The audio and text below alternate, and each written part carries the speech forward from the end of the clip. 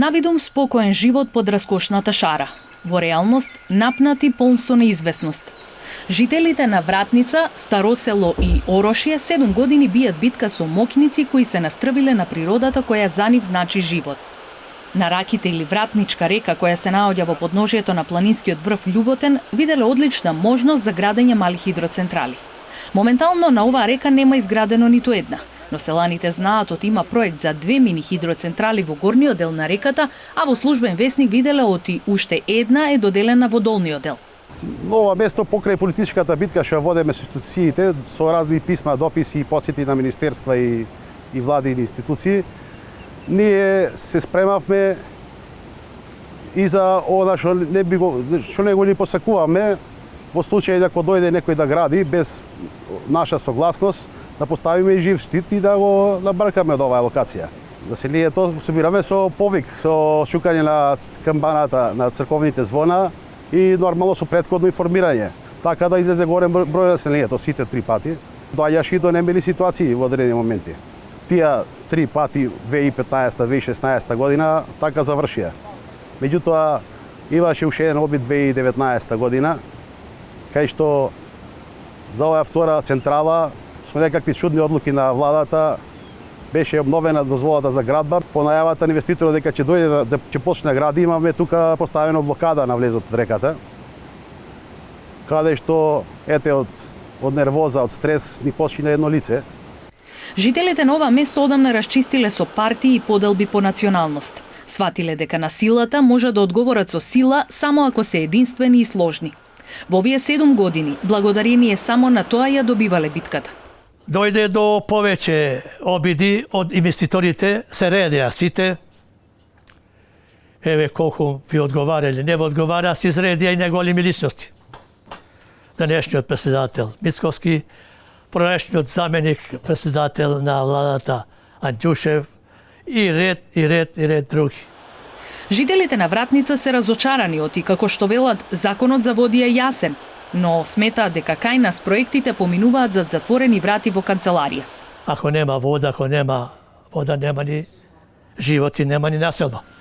Решителноста и сплотеноста даваат плод. Министерството за економија на 4 мај годинава, само еден ден пред владата да ја прифати одлуката за прогласување на национален парк, доставило предлог да се раскинат 3 договори за концесии за изградби на хидроцентрали.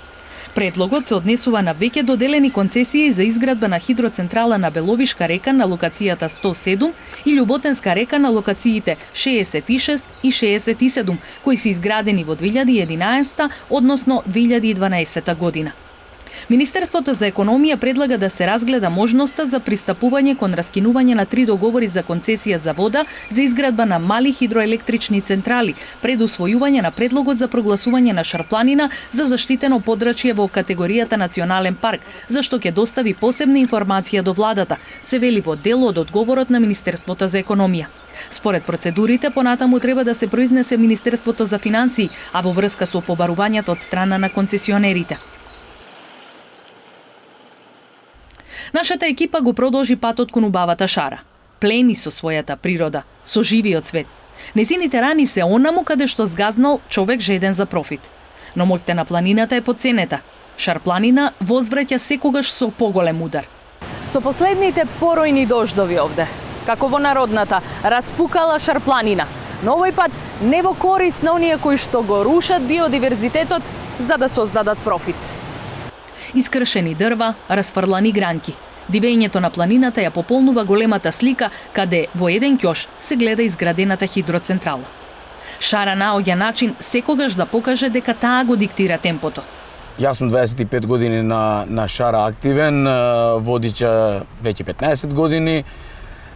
Страшна деструкција на планината, која што се однесува на отворени патишта, на сеча и на изградба на мали хидроцентрали, кои за жал не се во согласност со природата и се случуваат работи кои што туристите кои што доаѓаат тука на Шара ги избегнуваат тие работи. За жал сите овие деструкции се случуваат на поранешни планинарски патеки, како пример еве сега оваа патека која што ја гледаме пред нас. Сами гледате дека доаѓаме до едно место каде што од последните дождови водата ја има однесено патеката. Шара е голема, Но со секој нов чекор се гледа болката која ја трпи од човекот. Покрај изградбата на малите хидроцентрали и дивата сеча е рак рана на оваа планина.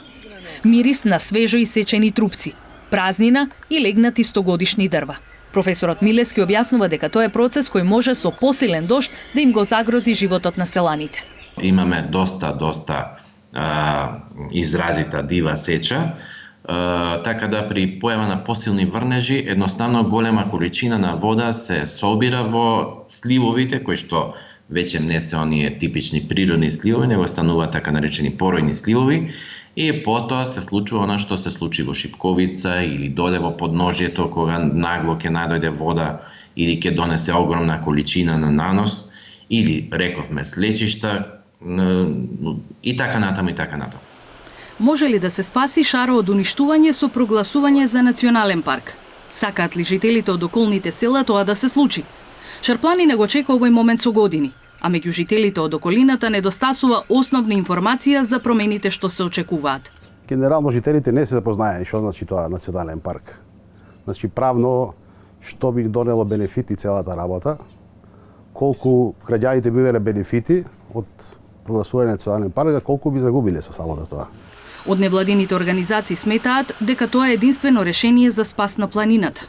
Шарпланина треба да биде прогласена за национален парк заради потребата од заштита на Шарпланина од самите нас, но и од инвеститорите, различни инвеститори кои градат хидроелектрани и други работи во Шарпланина.